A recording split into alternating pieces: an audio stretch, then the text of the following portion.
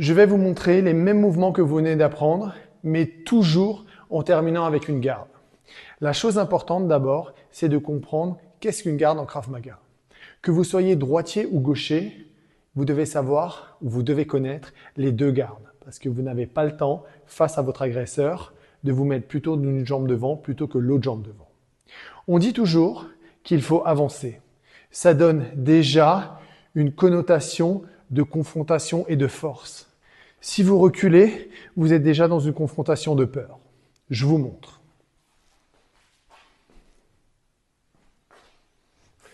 Vous voyez la différence? Je vais de l'avant et on vous dira toujours allez de l'avant.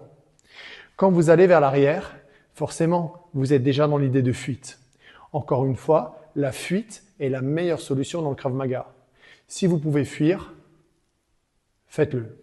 Si vous devez combattre, parce que derrière vous, vous avez vos enfants, votre femme, votre mari ou qui que ce soit d'autre et vous n'avez pas le choix, il faut malheureusement que vous appreniez à vous défendre. Je vous montre les mêmes percussions avec une position de garde à chaque fois. Je détaille très rapidement, sous différents angles, la position de garde classique du Krav Maga. On la verra dans un autre topics avec différentes positions. Je vous montre.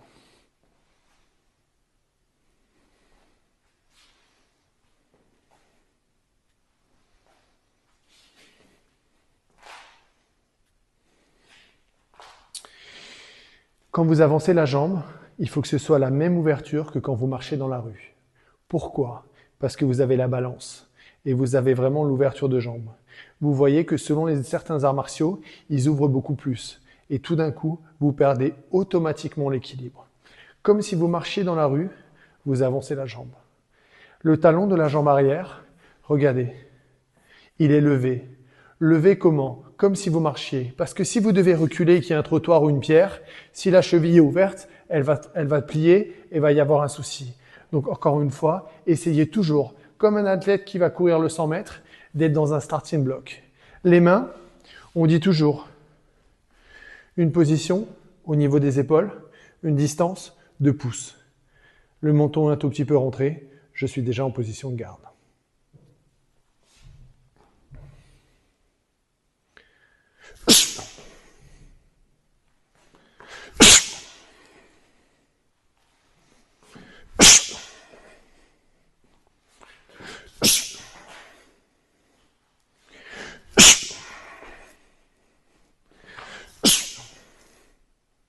J'ai travaillé les mêmes percussions que vous avez appris dans la vidéo précédente. J'ai pivoté le pied, j'ai frappé.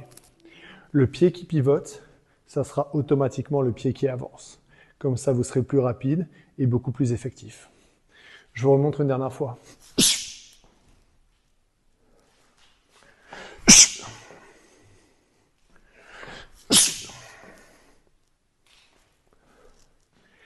Et maintenant, je vous propose de continuer avec une deuxième percussion ou une deuxième frappe.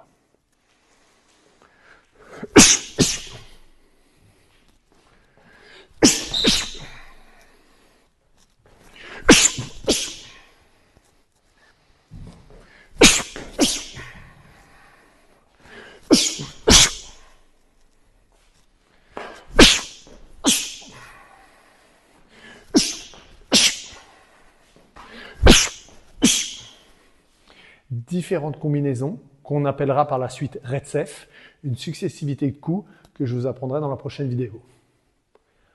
À vous!